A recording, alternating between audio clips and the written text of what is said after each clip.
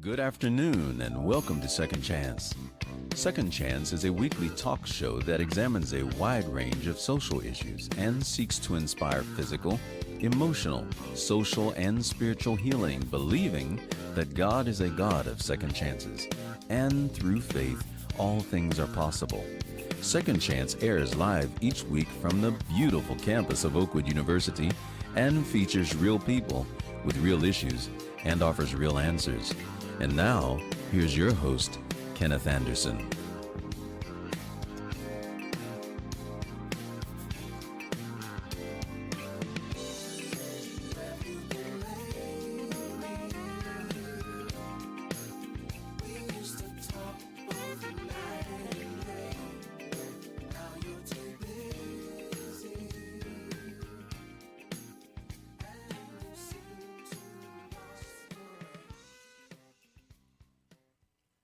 I always say that a great show needs a great theme song, and I think we have a great theme song. That song is called Where Have You Been Lately? The writer and producer and performer of that song is none other than my man, James Bowman III, a phenomenal brother. If you don't know who he is, you should check him out. He's locally based. He is an employee of the government, and so he's engaged in a lot of really cool work that he can't always talk about, which I think is always kind of a cool thing as well. But he has certainly lent his talents to this broadcast, and we are so appreciative of that. You know, when the show turned 25 years old, we actually turned to James and asked him if he would provide for us a new sound for the show. And I said 25 was actually on the 20th anniversary.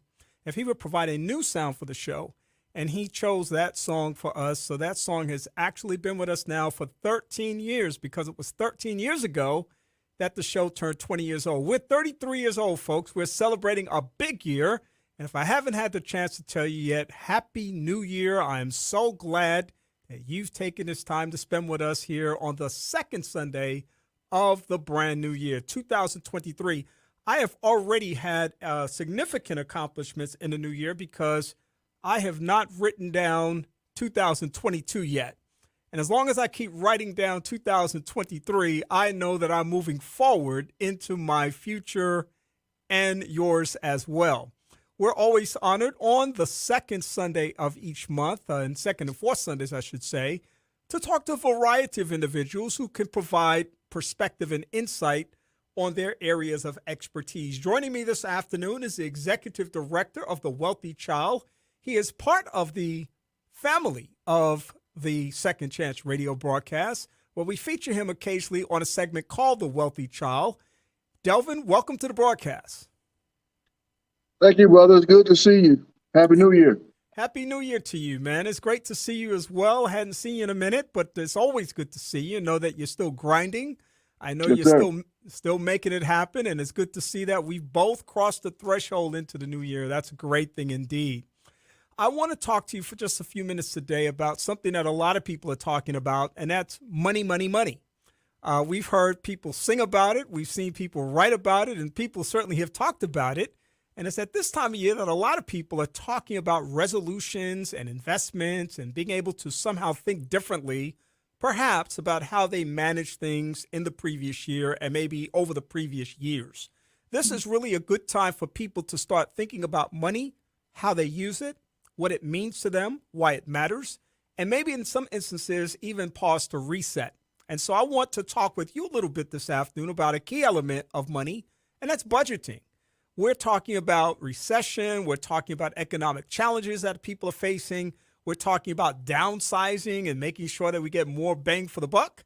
And so I know that you've got some thoughts about that as it relates to young people as well as older people as well, because little people will one day be big people. And we want to teach the little people good habits when they're young enough to be able to appreciate it so that when they get older, they'll be able to manage those things. Talk to me a little bit about your perspective on budgeting.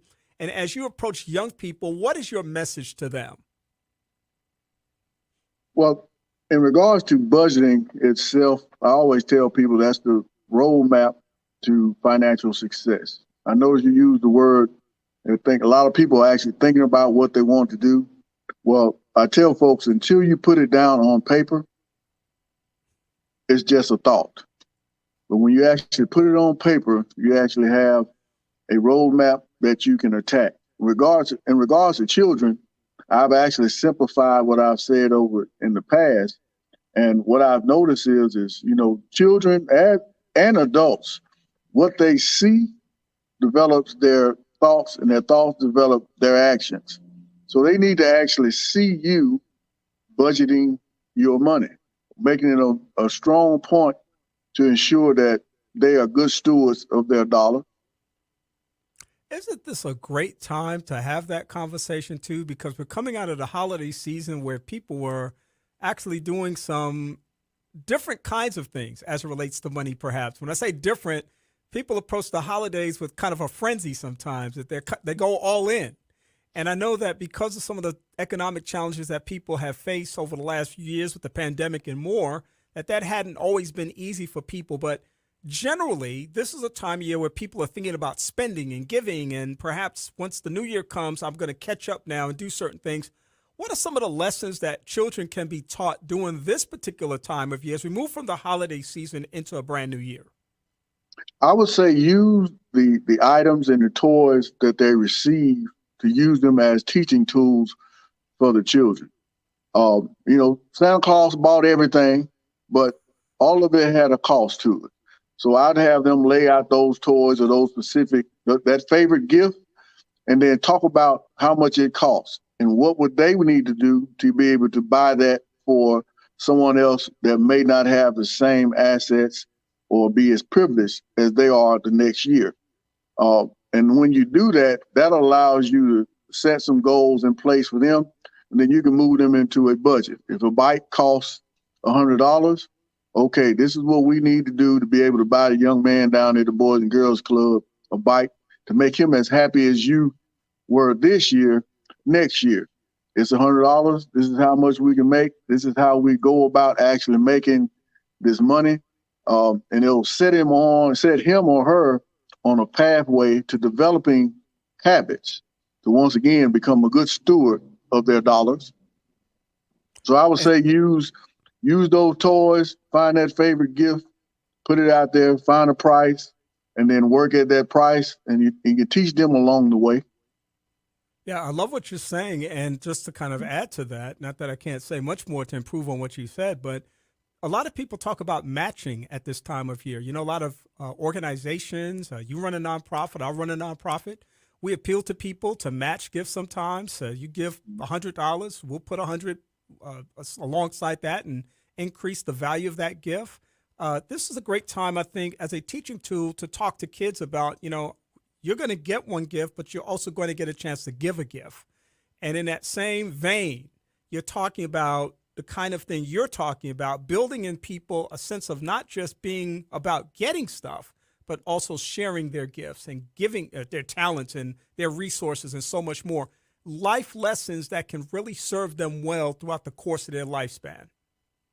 Yes, sir. I tell some of the young folks that I work with, I don't see anything wrong with counting your blessings, because I count mine. The time I give, I forgot the number, but I know I'm going to get it back in 10 folds. So you feel a lot better, and your gifts and your blessings will be multiplied to numbers that you won't even understand once you start giving.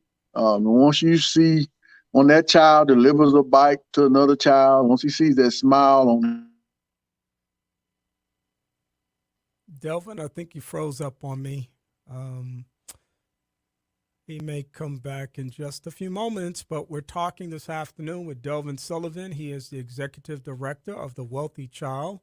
We're talking a little bit about budgeting and why that's such an important thing and why that's such a valuable thing for people to embrace at this time of year. We're talking about the idea that we just went through this holiday season and the fact that the holiday season provided us with a great opportunity to really think about how money is spent, who benefits from those opportunities, and then also be able to sustain people in ways that can be beneficial for them. We were basically talking about, if I might summarize for a moment while Delvin attempts to rejoin us, that it's important to think about money in ways that, beginning in your childhood and youth, you can begin thinking about that as a foundation for your life. We know that money is not the end all, but like Les Oxygen says, money's not everything. Les Brown says, the motivational speaker, money's not everything, but it's right up there with oxygen. We can't pay our bills in promises and blessings. When you pay that mortgage, someone's looking for a value, a dollar value. When you purchase a car, there's a dollar value. When you go in the grocery store, somebody's looking for a dollar value as far as that's concerned. And those things are very important in terms of being able to live our lives. And regardless of the amount of money that you have, I think this is one of the most important lessons that people really need to learn. Regardless of the amount of that money that you have, some people think whatever they have is never enough. And yes, there are challenges in terms of the bandwidth for the monies that we may have access to. But this is exactly why the conversation of budgeting matters. Maybe you don't need that high profile phone. Maybe you don't need the cable with all the premium channels that you have. Maybe you don't need to be able to drive, 3, 4, 5 different cars out of the same home. Maybe you can work towards carpooling. Maybe you can work towards downsizing a way so that, entertainment is experienced in a way that people can have that opportunity, and that people who are sharing experiences can really grow better as a consequence of that and as it relates to their financial literacy. Delvin, welcome back. I was just keeping the folks entertained while you stepped away for just a moment. I know technology is crazy. It does what it does. We can't do anything about that, but I'm glad you're back because I did want to ask you about this notion of, I was just sharing with people how some people say whatever they have is never enough. And that's really a mindset. And I know one of the things that you talk to kids about and adults is just that whole mindset about how we think about money.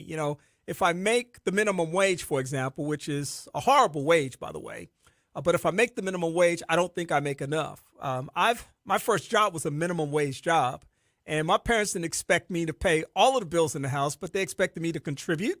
They expected me to save.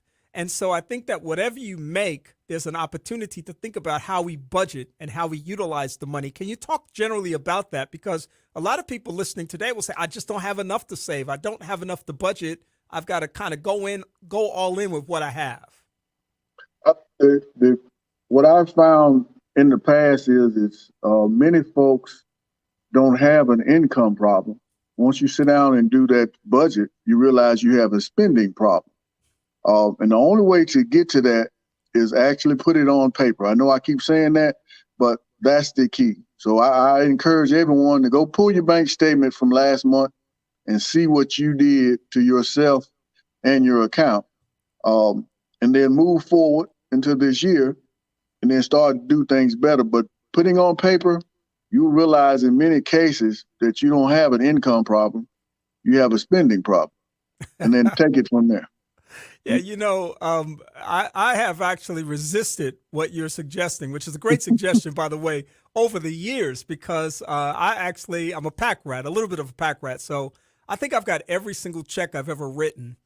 And if I were to go back almost now, my first job was in 1980, so I got a lot of checks. If I were to go back and add up what I've spent over the years, and then I got an accounting of all the money I've earned over the years, it probably would be quite revealing in terms of what you're saying right now. And that's why I wholeheartedly concur with what you're saying. We're talking about goals. We're talking about vision. We're talking about dreams, whatever the situation is in our life.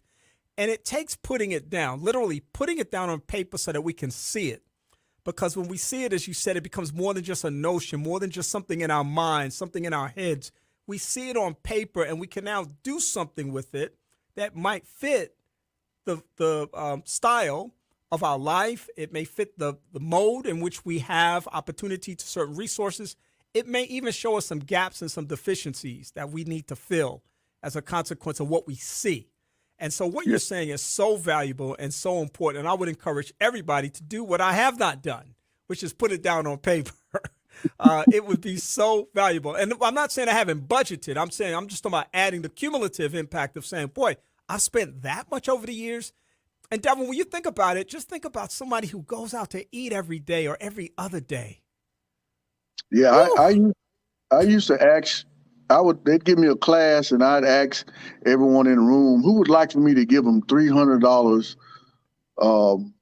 a month, just free money. Obviously, everyone would raise their hand. I said, well, if you took the $5 that you spent on breakfast, lunch, and dinner each day, you'd have $75 at the end of the week. At the end of the month, there's your $300. So pack your lunch. But but until you realize that, and that number really scares people because they go, oh, I spent $10 at lunch, I spent $15 at dinner. So you realize just making a good turkey sandwich, packing you some water could save you in between $200 and $400 a month.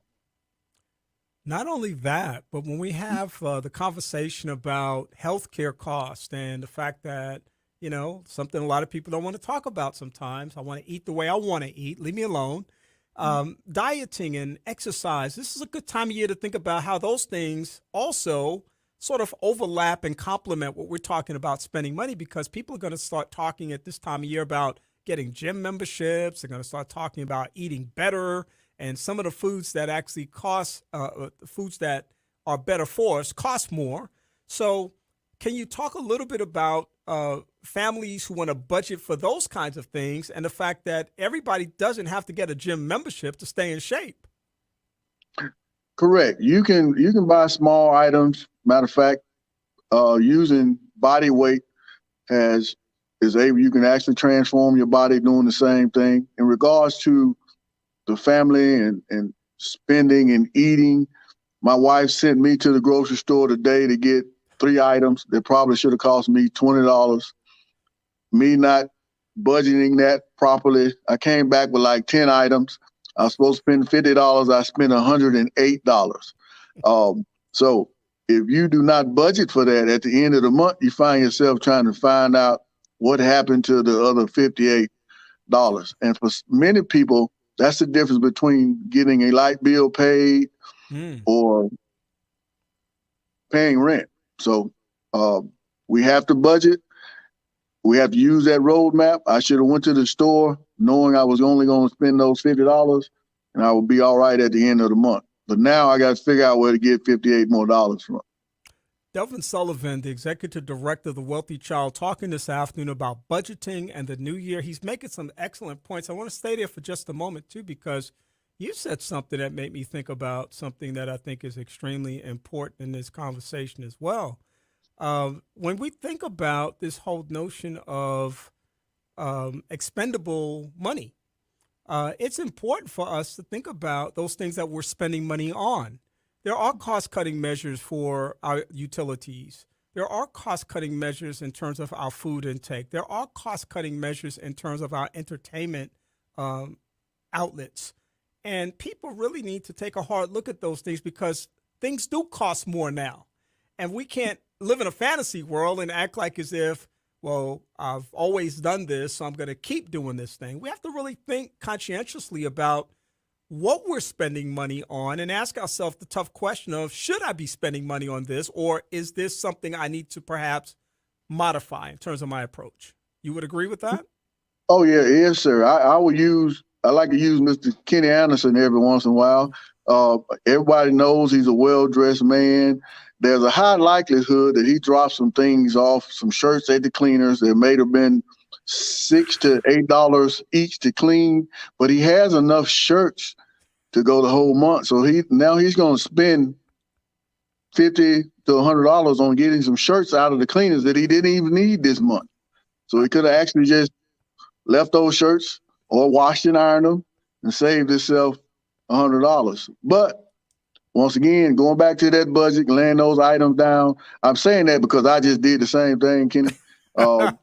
Just picked up a bunch of clothes that I won't be wearing for another month or two, which cost me like $116, when I could have left them at home and never even put them in the cleaners. Or, the cleaners give you 30 to 45 days to pick up your cleaners. I could have just left them in there. But the point I'm trying to make is we just have to be cognizant of the money that we're spending. And if we budget, then we'll be well aware of those items and those things that we spend that money on that we think we have that we really don't. All right, I just pulled my pen out. Note to self. Stop dropping off all those shirts. Stop dropping off all those shirts that I'm not going to use. You got 45 shirts, dude. Come on. Yeah, correct. Yeah. No, in all seriousness, no, you're making a great point because, and that shirt, suits, whatever you might have, whatever you might wear. And of course, the nature of my work requires me to kind of, have kind of a wardrobe available and accessible. I know I could probably pare it down, but I need to do what I need to do. Yes, sir. And so since I'm doing what I need to do, I need to be smart about what I do. And what you said is actually a great method to think about. You don't have to make a laundry run, a dry cleaning run every week or every 2 weeks.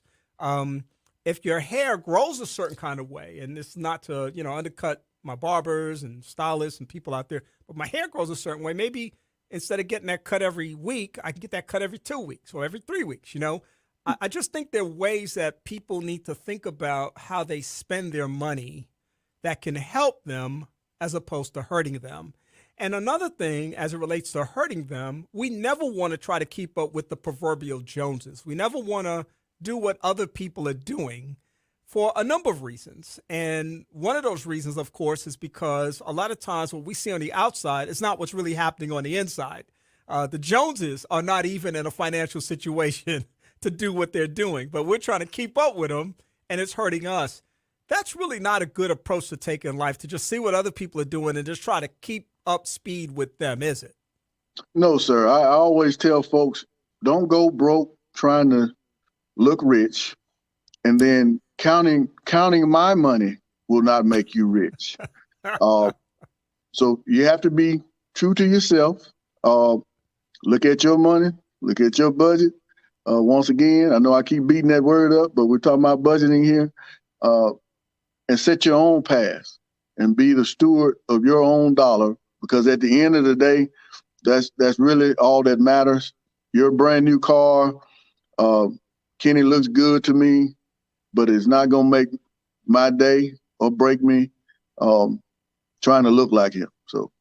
Yeah, and I mean, you just touched on something else too, the purchase of an automobile, something that, I think I've personally been very smart about. When I was working out at Calhoun, driving 20 miles a day, I went for economy over luxury. So I started driving a Toyota Corolla, which gave me great gas mileage because I'm doing that trip every day. I worked at Calhoun for 16 years. Like you said, if you sit down and budget and you start adding those gas dollars up, and gas, of course, goes up and down, that stuff can get pretty expensive at some point. So my choice was to do what was best for me. We should live in our own skin as it relates to money. We should know what we earn, we should know what we have, and we should know what we are able to do with that process. Yes, sir. Yes, sir. I mean, especially when it comes to those high-end items that you want everybody to be looking at. I just bought a Jaguar a couple of months ago. It was nice and sunny outside yesterday. I was riding down the road. I cleaned it up. So I'm expecting a whole bunch of people to be looking over at me, checking me out. But you know what? They didn't. And I don't think they cared that was me in my car. So my point is nobody cares. What you need to do is get yourself situated, get your family, so you can build a legacy, budget your money, and create your own path.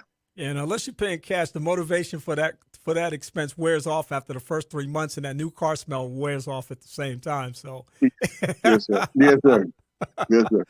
Listen, we got just a few minutes left in the broadcast, and I want to maybe leave people with some hope and some optimism. I think we've given them some really good direction as they start the new year. This is a great place to center your thinking in terms of what happens over the course of this year. And so, Delvin, as we begin to wrap up the conversation, talk to me, just say, maybe give me 3 of the top things that you would share. And you probably have 10 top things, but give me 3 of those 10 top things that you would share with people that they could absolutely focus on immediately in order to be able to get their financial house in order. Okay, write it down. Secondly, I would tell you to focus on what may be the barrier in your life for doing that. It could be conceptual, which means someone hadn't actually taught you how to do a budget, which you can call me for. It could be people. You could be trying to save $10,000, but your husband spends every dime. So that's a conversation that needs to be had. And it can be an environment that you're in where everyone just spends. So you have to separate yourself. Those will be, so the budgeting, understanding what's causing your problem. Because if you have a spending problem, if you have a money problem, it's usually just a symptom of something else going on in your life. So ensure it's not people, ensure it's not conceptual, ensure it's not the environment. And last but not least, which is a little off the subject, is get your credit. Check your credit. Because what I tell folks is just because you don't look at it doesn't mean it's not there. And that's your access to capital. That's strong, man. And I know we're going to have some more conversations over the course of the year. I know the credit conversation will definitely come up because that is not off the topic. In fact, it speaks directly to it in the context of what we just talked about, Christmas spending. A lot of people, wore that plastic out back in December. And the reality of that plastic is going to come back in paper form this month in the form of bills. And so, we got to give some thought and some mindfulness to these kinds of things because they can absolutely wreck our lives in negative ways. Delvin Sullivan is the executive director of The Wealthy Child, who has a wealth of information about these kinds of topics. He is, as he said, available to consult with you and to provide and to inspire, educate you, and so much more. He does workshops for teenagers and children and families. And, of course, Delvin, I know you're going to be doing a bunch of stuff throughout 2023. Tell people how they can get connected to you because you're not hiding from anybody. You have a social media presence. You have a web presence. And, of course, I always applaud you for having a genius approach to marketing. Hit it. Yes, sir. You can find me at The Wealthy Child on Facebook. You can find me at The Wealthy Child on Instagram. My website is thewealthychild.com. You can call me 256-468-3227, or you can email me at delvin.sullivan@gmail.com. And what I'm offering to all the Kenny's listeners today is if you call me, I will sit down and walk you through your first budget of the year free of charge. Wow. You got to give that contact information one more time then. All right. My phone number is 256-468-3227, or you can contact me at delvin.sullivan@gmail.com, or you can find me on Facebook at The Wealthy Child, on Instagram at The Wealthy Child. And when you call or email him, you ask for the Wealthy One. I mean, the guy that wrote the book, The Wealthy Child, and does the workshops on The Wealthy Child. Yes. Delvin, listen, man, always great talking to you. Again, Happy New Year to you, and look forward to having other great conversations throughout the course of this year. Yes, sir. Thank you for having me. All right. Take care, brother. All right. Bye-bye. Bye. Delvin Sullivan, always a pleasure to be able to talk to him. And what a great way to start our conversation today as we talk about lifestyle and as we talk about community and as we talk about all these great ways that we have to be able to approach the brand new year. It is 2023, and we're grateful and blessed to be a part of this experience that we call 2023. I didn't neglect to start out the program the way I needed to start out the program, so I got to back up, smack myself on the hand, and say, shame on you, son. This show is dedicated to the memory of my beautiful mother-in-law, Ernestine Fletcher Tibbs. Every show this year will be dedicated to her memory. And I meant to say it at the beginning of the show, but I got all excited about talking to Delvin that I forgot to share that. So please know that this show and every other show this year is dedicated to the memory of my mother-in-law, Ernestine Fletcher Tibbs. We're going to come back in just a moment with another great conversation. That's what we do here on this broadcast. I'm Kenny Anderson. It's Second Chance, and I hope that you're having an amazing day. Save a place for me. Save a space for me. In your heart. Every year, the United Negro College Fund helps thousands of students go to college. But for everyone we help, there's one we can't. Not without the funds. Save a place for me. Please Please support the United Negro College Fund. A mind is a terrible thing to waste. Call 1-800-332-UNCF. A message from the Ad Council. Transforming lives. Transforming lives. You're listening to Second Chance with Kenneth Anderson.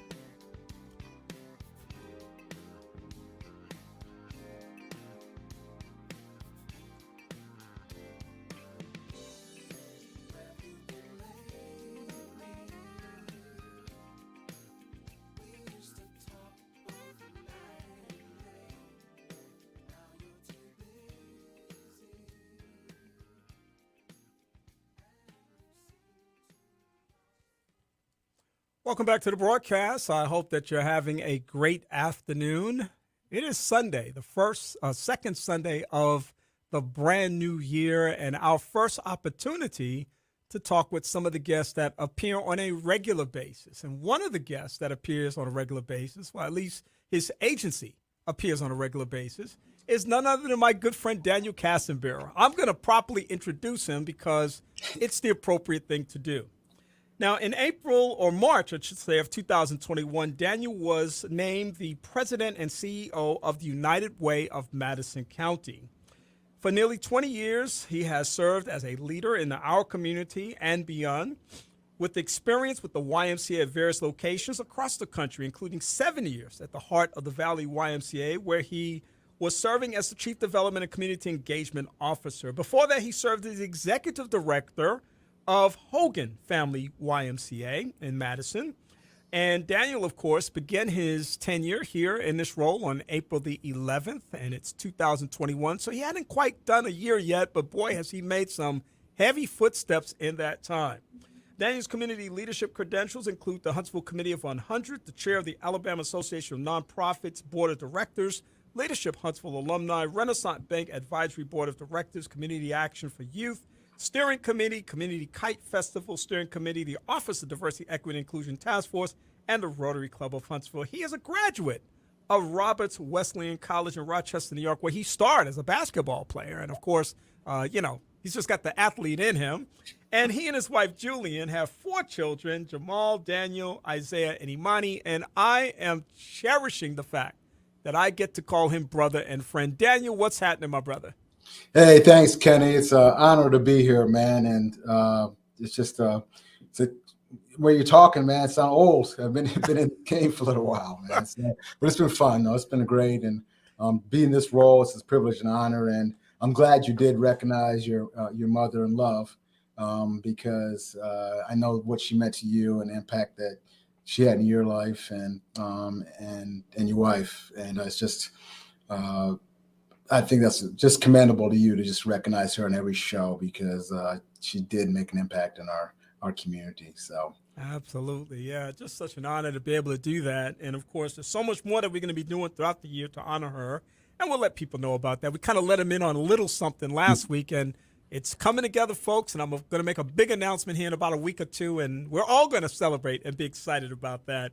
Yes. Daniel, congratulations again on your appointment as president and CEO of this amazing organization that continues to be a trailblazer, pioneer, and leader of excellence in this community as it relates to touching the lives and hearts of so many people in our community. Let's just reflect for a few moments about the 9-10-month journey that you've been on thus far. And I'm giving you a little bit of credit there because you were named a little bit earlier than you started in April. So you'd already started thinking about the journey. What has it been like so far generally for you in this role?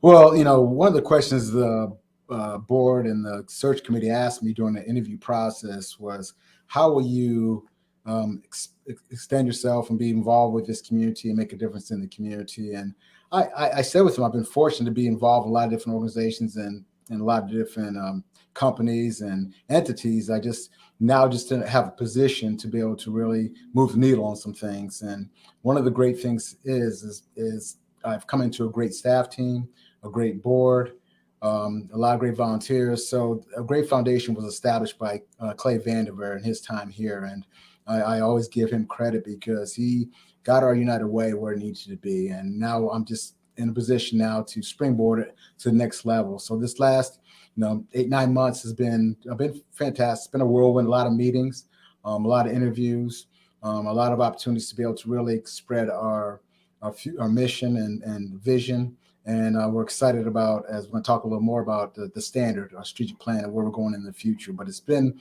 great. I mean, I've been open arms here with a lot of donors and a lot of people who have accepted me and taken me in and said, hey, we want to reinvest in you. And I'll give you a classic example.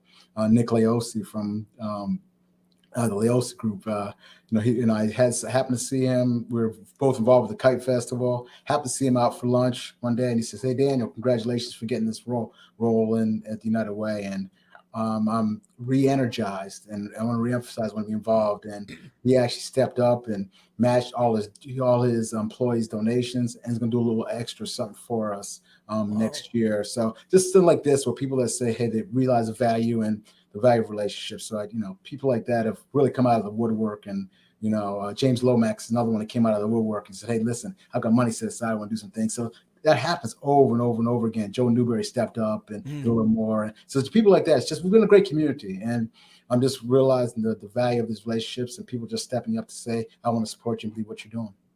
Listen, Daniel, I can say this because I know who you are. I've been around you for a long time now, and I've seen this in you, and I'm just simply affirming this and want to ask you to just comment on this, because I think this is really essential to your success. And even before you took this role, I think it was clear to those who talked to you and saw you as a potential leader, they saw this as well, because you've led with this for so long. That's a servant's heart. It is so important when you come into this space that you've been in for so long now, which is really people. It was the why, it's United Way now, it's all of these different community organizations that you're a part of. It's really about human capital. It's about people, and it's about coming to them to serve them, to come into their life to help improve the quality of their lives. And so as the CEO, president of United Way, what does that mean to come into this role as the leader with that big title and those huge responsibilities and have a servant's heart that you actually lead with? Yeah, it's been fortunate. I believe that God ordained this opportunity for me because, no matter where you are, as it said, bloom where you planted. So wherever I've been, I've tried to make sure that I try to make a difference. And getting the role of CEO and president CEO here has been a long time coming, but I'm excited about it. And I reflect back to when I was in Birmingham and I had opportunity to be a relationship manager there in the front line, basically raising dollars and doing a lot of things and led community impact teams and things like that. And never in my wildest dreams that I didn't know I'd be a president CEO, and I just been fortunate. So every place I've been involved in. And I still remember Lauren Traylor when I moved here, and she was actually the board president for Big Brothers Big Sisters when I moved to town. And I said, hey, I want to be involved with this community. I want to make a difference. And she said, be careful what you ask for, because when you say that, people are going to want to get you involved and acclimated. Because and she opened that door for me. And people like Nancy Stewart, who said, hey, Daniel, I want you to be. I was pace sitter chair with her when she was campaign chair, and she said to Daniel, hey, I want to introduce you to some people. So she took me to her big event with House when Mayor Battle was there and a lot of key leaders. And I had the opportunity to be able to meet with people that introduced me to a lot of different people. And people like you, Kenny, have opened up so many doors for me and been come to open arms, because you're the epitome of a servant leader and not looking for credit, but you just take people and said, hey, you have a servant's heart. This relationship's important. I want to make sure all people are successful. So it's been great. And I'm just put in a position now to be able to share that with others and hopefully lead our team and our volunteers to continue to serve and make a difference. And one other thing I'll say, too, because I think this is just so important for people to contextualize this whole notion of leadership, which I'm very passionate about. Everybody that wants the title doesn't deserve the title, because until you have understood the role of servant, you can never really appreciate the role of leader. Yes. And for you, it's the little things that matter. I'll talk personally about myself. The little text messages that I've gotten from you, the emails that I've gotten from you, just spontaneously, out of the blue, just noting things about people's lives and connecting with them in ways that matter to you and to them, and just affirming their value to you, not looking for anything from them, but simply saying, I appreciate you, I value you, there's worth. Those are so important. And I know you do those things on a consistent basis. And it is those little things that matter so much in terms of our ability to be effective leaders. Yeah, it's important. I was fortunate to have been raised by parents that believed in service, and they really emphasized that with me. And the value of relationships. I go back to Judge Andre Sparks, who said, "Dan, you do want to be successful down south." And he was in Birmingham, and I said, "I'm being successful. I'm coming down south. I'm going to show you Southerners how things work down here." And and then he said, "We value relationships first, and then business happens." And best advice I received coming down here, and I just try to little things try to make difference because. If I can send an encouraging text, I started about 6-7 years ago for every Thanksgiving, Christmas, New Year's, Mother's Day, Father's Day, depending on the person, and birthdays if I have them. Just send those text messages to make a difference. And individual text messages sent out to, I think, 1,600 people are my contact list. And if I can make someone's day, that's what counts because you never know. And I'm sure you watched the football game this past week and with the DeMar Hamlin and a week before he had mentioned a comment that he was just cherishing moments and who knew that I know you don't watch NFL, but who knew that he'd be in critical condition right now. So life is short, and we just try to take each and every opportunity. If I can tell you that I love a person, if I can tell you that I encourage you, if I can do those little things that hopefully that makes a difference in someone's life. Yeah, well, that's so important. You mentioned the standard. You now have a strategic plan, marching orders in one sense for the next 3 to 5 years to be able to move this organization, this agency forward. Talk to me a little bit about the genesis of this process and how this. Go ahead and take care of that. This is what live. This is what live radio is all about. You just never know what will happen. Sit still too long. That's what these lights go off. Right. I remember talking about that once before. We better make this quick. But the standard, this strategic plan that you now have, which I've got in front of me, which is just a remarkable document, I think, in terms of what it represents for the organization. Talk about the genesis of this process and how it actually came to be. Well, we started when I came here. I wanted to make sure that we had a strategic plan in place, something unique, something that showed the future of this organization. And one of the things that wanted to have happen is I wanted to make sure we got community impact, people like you, and community input of what the community needs, and from a great United Way. I think we're a very good United Way, but we have an opportunity to be a great United Way. So went through a process with our board, our strategic planning committee, staff, community leaders, and got feedback on where United Way, what's going to take for United Way to be great. And so we ended up getting it approved in October of 2022. And it's exciting because this is something that's going to be a living, breathing document. As I challenged our board, that this is something that's going to be on the board agendas every single board meeting. So it's not going to be sitting on the shelf for the next 3 years, but there's some things that we're going to give you constant updates. We'll get feedback from the board to be actively involved, as well as our staff team. So we're all in this together. And we wanted to make sure that with United Way, we're looking at not necessarily just allocating dollars to our experts. We have 27 partner agencies who are experts in their field. We want to make sure we continue to allocate dollars, but we had to make a shift. We are making a shift with our United Way, in which we're focused on 3 areas: education, financial stability, and health, which have been focus areas in the past, but we're going to utilize these as opportunities to be able to solve issues in our community. With education, we're in partnership now, heading towards that direction with all 3 school districts, but we're focused on Huntsville City Schools first.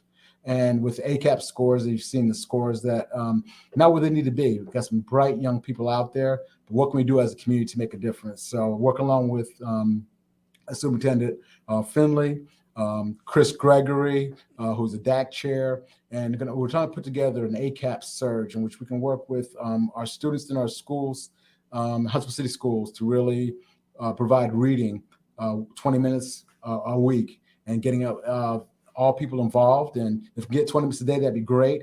But depending on how many volunteers we get, but at least 20 minutes a week, sitting down and reading with these kids to prepare them for the ACAPs.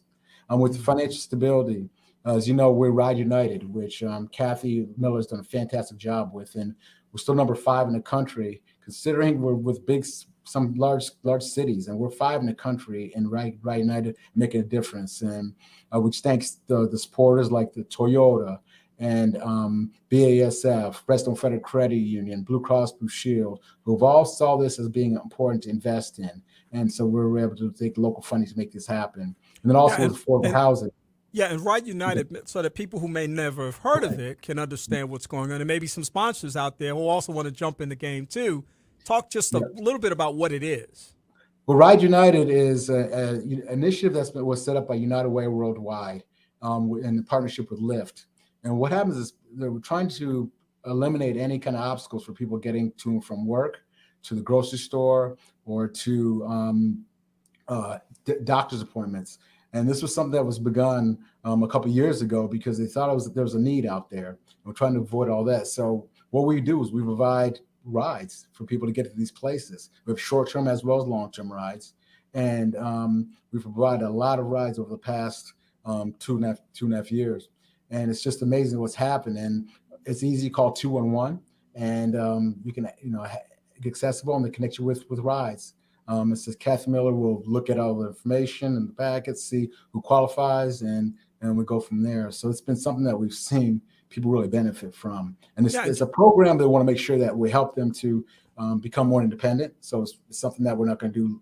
We have short and long term, but we want to make sure that we have you where you can become on your own and self-sustaining.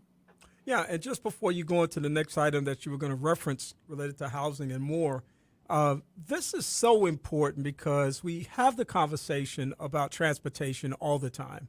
And I was recently asked in an interview about what I saw as one of the challenges in our city and our growing, thriving community. And transportation does provide a gap for some people and a challenge for some people.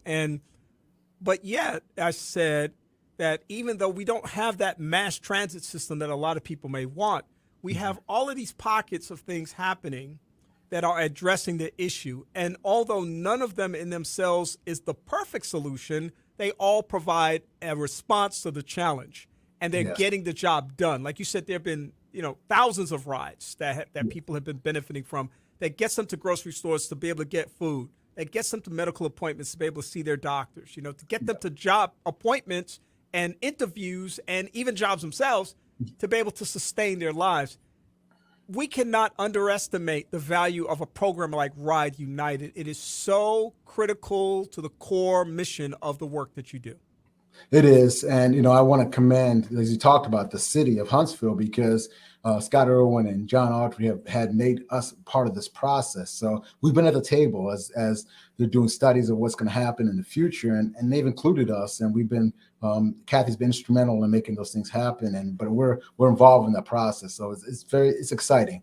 And we always look for sponsors to do that and to make a difference. And that's the way we can help in our community. And affordable housing, as you know, Kenny, it's more and more challenging for people to be able to afford a place to live. So we've got coalitions and things working on that. And then the last piece with the health piece, with mental health, it really came to the forefront in 2019. As you know, being a professional in that area, Kenny, it really, came to the forefront. It was just amazing that people really realize that there's mental health challenges, whether you're a CEO of an organization, you're a rocket scientist, you could be middle manager, you could be homeless. It impacts all types of people. And this is something that we've taken on as a key area. And we've got a couple coalitions working on this and working with partner agencies, but also people outside of our partner agencies to really attack this challenge that people are facing. And, I've learned this process that with mental health is something that it's not embarrassing to have to go to see counseling. It's not embarrassing to say that you need help, because if we can find help and people can really feel that they're part of something and really get people back on their feet. I am so, as a mental health professional, first of all, I'm so honored and excited about the future for mental health in our community. We hear about the national conversation about the challenges that many people are facing. But this is a community that's really striving to respond to those needs. When you think about the crisis assessment program that now is a part of the Huntsville Police Department in partnership with Wellstone, some of our other local facilities, and being able to sort of neutralize the idea of taking somebody in a mental crisis to either jail or the hospital, but putting them in a treatment facility where they can have a little space between whatever that crisis is and the treatment that might be available to them. I mean, there's some very, very innovative and creative kinds of conversations going on that are very pragmatic and Yes. very relevant to people's lives. And this is exactly what we need to see more of. We know these programs are not funded to the extent that they need to be funded. We know that we still have so many resource gaps in terms of these things, but there are people trying every single day. I just want to salute those people because Yes. they are trying every single day to make a difference. And where people feel the frustration of the services not being there, please understand in Huntsville, Alabama, we are striving to make a difference. We are striving to make an impact. And I'm very proud to say that that is one of the huge initiatives that's sweeping across our community. And I know there's so much more that's going to happen over time. Yeah, and it's the professional health professionals. It's tough work, man. And and for them to be able to work through this situation, they don't get days off. I mean, you're always constantly working and trying to solve people's challenges. And like I said, I want to salute them and that and the first responders and people like that who are constantly dealing with this challenges. Police departments who have to make tough decisions sometimes. Is it a mental health issue, or is it an issue with someone doing something illegal? So it's constantly trying to do things like this, and we need to be there as a community. And as I always say, we're the number one community in the country, which is a fact. But how can all of us be number one? And so everybody's getting the benefit of this. That's right. That's right. So all ships are rising as a consequence of the tide. Yes. We want to also, I should say we, it's like there's more people in the studio here other than me. I want to note something about something you said earlier that I think is so important. And I hope that other nonprofits and other organizations that have strategic plans get. You call this a living document. Yes. And you said something that I think is critical to the success of what you have invested in on the front end that will, I think, produce revenue on the back end. Mm-hmm. You said that every meeting, this document will sit front and center. It's not going to sit on a shelf somewhere. It's not going to be something that's talked about nostalgically. You remember when we did the strategic plan a couple of years ago, and we talked about this, that you're going to be constantly assessing this thing to see how it fits and plays in the community across the spectrum of the needs that exist and more. That is commendable. And I just want you to talk a little bit more about why that's significant, because a lot of organizations don't get it. They push their strategic plans to the side after putting all this effort into it, and then they come up 2, 3, 4 years later talking about what have we done, what do we need to do, and the strategic plan really answered all those things 3, 4, 5 years ago. Yes, and that's something. We had our first board meeting after it was approved, and I had a document that it presented, and it showed kind of where we want to be 2025. Our goals for this year, and all these different areas, and as well as kind of what, and I said needs, but what opportunities to be involved, engaged for our board members. And they looked at the document and were like, okay, this is something that's going to be serious and we're going to get actively involved with. And it's important because we can talk a good talk. We can talk about what we envision, but until it comes down, because these are people's lives, as I share all the time, that we're impacting. Our goal is 110,000 people to be serving that by 2025. Well, are we working progressively to get to that? Our goal is to raising over $2 million. What are we doing to get to that? I mean, $3 million. What are we doing to get to that? Our goal is to have our budget increased a certain amount. Our goal is but these things, if we're not progressively working those things, and then we're holding ourselves accountable to it as well, because a part of this process is that all of my staff members have key parts in this, and this is part of their performance reviews. So all of us are bought into it. As I say all the time, I'm ultimately responsible for this entire strategic plan. And I want to make sure this happens, because if we're not doing what the community needs, and if we're not fulfilling and making a difference, then it's just, like I said, it'll just sit on the shelf, and 3 years from now, we'll look at it. But I don't want to have that happen. And that's something I always envision. And if I ever got the president CEO role in whatever organization, I want to have something that we can leave a legacy that said, hey, we did what we said we're going to do, and we'll continue to grow on it, go with this. And the staff have bought into it. They're excited about it. And it's something that we talk about at staff meetings. And, in 3 years, it may change, but this is something that we're really focused on in getting. We have just a few minutes left, but I want to also affirm the fact that you guys have a diversity and inclusion plan at United Way that you guys talk about on a regular basis. And this plan here is actually indicative of that, because in order to get the buy-in that you're talking about on the back end, you have to include people on the front end. You talk about including the voice of the board members, staff members, community members. You got to get people engaged on the front end to help them understand the process, to help them provide input for the process that you're now going to expect them to actually leverage once it's all finished and complete. So kudos on that. I think that's so significant and so important in terms of branding this process as well. Yeah, it was a learning process, Kenny. I mean, years ago when I first started in as executive director, it was Daniel Kasambira's show. I would come in and, hey, this is the direction we're going, and if ands or buts, and we got where we needed to be, but it wasn't the best process. So I've learned through this experience, the more we can get in collaboration and get people engaged in the process, the more people will be involved and we'll get better results. So I've learned that over the years, that it's better to engage folks from the front, like I said, on the front end, and we're all in this process. So we really evaluate ourselves and say, hey, this is working, that's not working, make adjustments, and then ultimately the end product is to make a difference in people's lives. And that's what it all says and said and done. And even the way we talk about, it's not just talking about numbers, but it's how we impact individuals and families in our community, and how we add value to our 27 partner agencies, how we add value to different organizations and in our community. We need to add value. And if we're not, then we don't need to be in business. Yeah, all good stuff indeed. All good stuff, and all important stuff and valuable stuff. And we certainly appreciate that. Daniel, people want to learn more about what's happening with the United Way and want to maybe get involved with some of the things that are going on, register at the Volunteer Center, get their organizations and agencies involved. How can they go about doing that? That's very easy. You can go to our website at uwmadisoncounty.org, or you can call us directly at 256-536-0745. Or reach out to me directly. My cell number is 256-468-1891. And we're just here to serve, and everything on there. And we're actually going through a process now of upgrading our website. So we'll have some new opportunities there. And we're just doing things differently and better to try to enhance ourselves. And one of the things that you'll know upcoming, so people can look out for, is we celebrate 80 years of this organization existence here in Madison County in August. So we'll have some different things happening prior to that point. So we'll be able to have celebration of all the great things that have happened over this 80 years.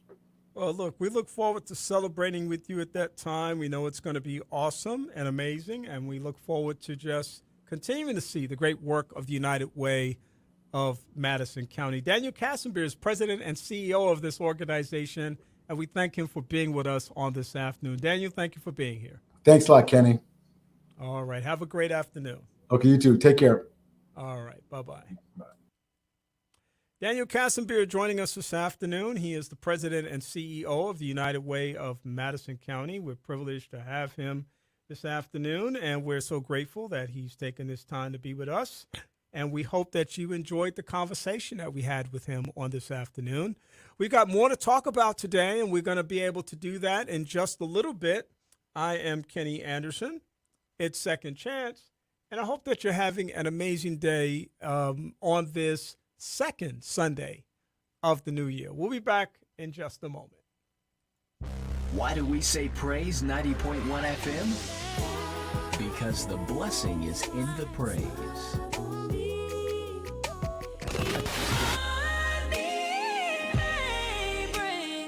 Praise 90.1 FM.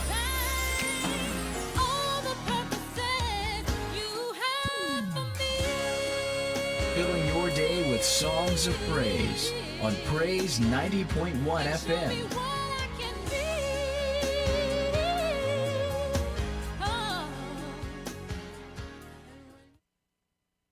When is the best time to talk to your family about staying in touch during a disaster?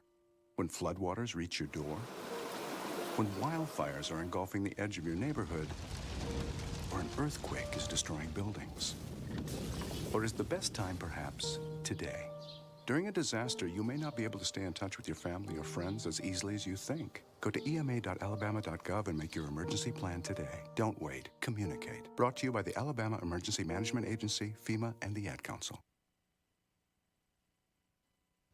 Transforming lives. Transforming lives.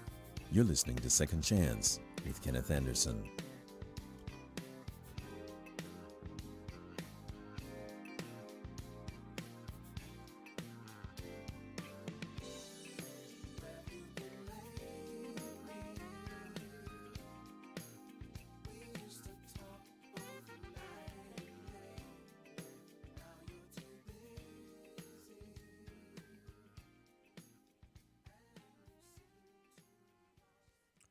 Welcome back to the broadcast. I hope that you're enjoying this beautiful Sunday afternoon, the second Sunday in the month of the brand new year 2023. Every broadcast this year is being dedicated to the memory of my mother-in-law, Ernestine Fletcher Tibbs.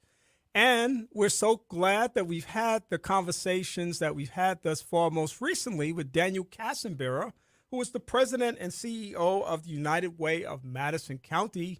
Daniel joins us from time to time, when they want to bring the heavy hitters in. Daniel joins us and is able to share information with us, and we're so privileged and benefiting from the opportunity that we have to be able to talk to him. We also have benefited from the opportunity to talk to these next two guests who join us from time to time. In fact, they've been joining us fairly regularly over the past few months, and I guess they've got such great information. We want to just have them keep coming back over and over again. And it's timely in this sense because as we move into the new year, we're talking again about New Year's resolutions and traditions and doing things in our lives that matter. And one of those things that matter, of course, is home buying. The home buying market has been a paradox lately, only because it was on cruise control there for a moment. The pandemic hit, and suddenly things shifted just a little bit. And what is really going on out there? What are the realities of buying a home right now? And it's still as easy as it was just a couple of so years ago. My guests today are going to be able to fill us in on a lot of information about that. Rod McCall is the division manager in mortgage community development lending for Cadence Bank in Alabama, Georgia, and the Tennessee markets. He's joined us before, and he's back once again to share some great information.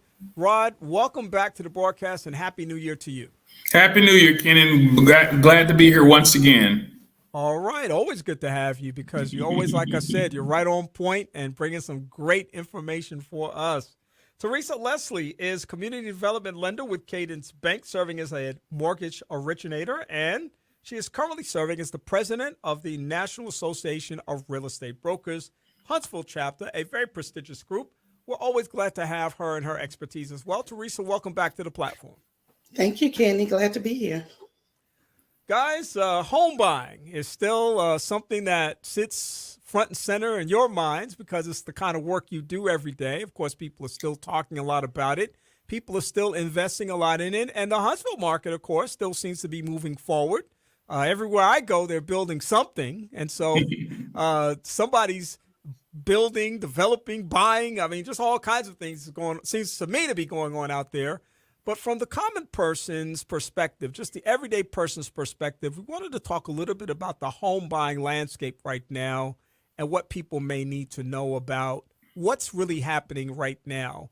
Rod, I'm going to start with you just from a very broad sense, since you're looking and overseeing several territories. I would imagine that there may be some distinctive differences from different communities or between communities, or there may be a regional kind of thing happening right now. Can you talk generally about the landscape right now of home buying? Absolutely, Kenny. Well, let me first tell you that, the market has seen some ups and downs here because a lot of people have been focusing on the rate. But Kenny, what I will tell you that, and people, when you look at people's lives, there are still people who got to relocate. There are still people whose family are growing. And regardless of the rate, they need to either buy a house because they need a bigger home, or they're buying their first home. So with the market way it is, one of the things that we tell people all the time is that a house is just an investment you happen to live in. one of the best stories I tell people all the time is, when my parents bought their house in the 70s, rates was pretty high, just like they are now. And my dad, he said, hey, we need to buy a home. My mom said, the rates are too high. We cannot afford that. But he got with a lender. They adjusted his budget. He went out there and found his dream home. And that home changed my family's life. I struggled a little bit in school, but when I went to a different school because we relocated, I was challenged a little bit more. And guess what? I was able to overcome those challenges and able to go and graduate from college. So for me, it's personal, Kenny, because again, that's where my passion comes from. When people are sitting on the fence thinking, hey, I heard rates are too high across the board. But what that means is that there's still some great opportunities out there, and we need to continue to educate folks about what that process looked like so that they can make the best choice for their families. Theresa, talk specifically about the Huntsville market because, again, like I said, I drive up this street, that street, the other street. I hear about what's happening on one side of town versus the other side of town. It seems like things are still thriving in one sense. What's the reality of what's happening on the ground with the housing market? So, Kenny, I think for the most part, people have gotten past the sticker shock, so to speak. Rates are the highest now they've been in about 15 years, granted. But just like Rod said, even here in Huntsville, it did slow down. The market slowed down immensely, but people are still buying. It's still one of the best things you can do to build generational wealth. Home prices, the Fed did hike their rates a couple of weeks ago, but people need to understand that the Fed rates are not completely tied in with mortgage rates. There are two different segments there. And so even though they hiked their rates, we've seen a decline in our interest rate over the last couple of weeks. We've went down to almost 1%. So we're not complete. The dream of home ownership is still one of the best dreams you could possibly have. Mm-hmm. So we're still moving. We're still shaking. We're not going and we're not running as fast as we used to. But people are still buying. So tell me what that means to the average buyer. I'm a recent college graduate, for example, and I want to get in the market. I'm a young couple that recently got married, and I want to get into the market. I'm a retired couple that wants to get into the market. Generally, what's happening as far as those different opportunities for people right now? So here's what I would say. And you see, just like I do, no land is safe right now from apartment buildings. They're going up everywhere. I don't know how it's going in Birmingham, Rod, but everywhere we look, we see high rises going up with apartment buildings. Sit down. It's a personal commitment. I sit down and take a look at rent versus buying because some people feel, especially coming out of college, that they're afraid. They hear all the high interest rate and things like that. But look as if you were sitting and paying a $2,000 a month rent. I would do a comparison with you and show you what a mortgage would look like at that same price, how much house you can get for $2,000.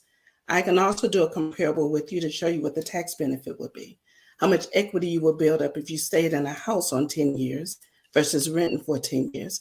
Yeah, it's a personal commitment, but I would make it personal for you just to show you the benefit. The dream is still real. The dream is still alive. And just like Rod said, even though rates are up a little bit, we're still not where we were back in the 1980s. So I've heard. I was in high school then, but I heard rates were even higher. Hey, wait a minute. Wait a minute. Wait a minute there. So I heard they were even higher then than they are now. And hey, our parents bought and did well. Our houses came back and cashed out for us. That's how we went to college. Mm-hmm. So never give up on the dream of home ownership. It's a personal commitment. Let us sit down and show it.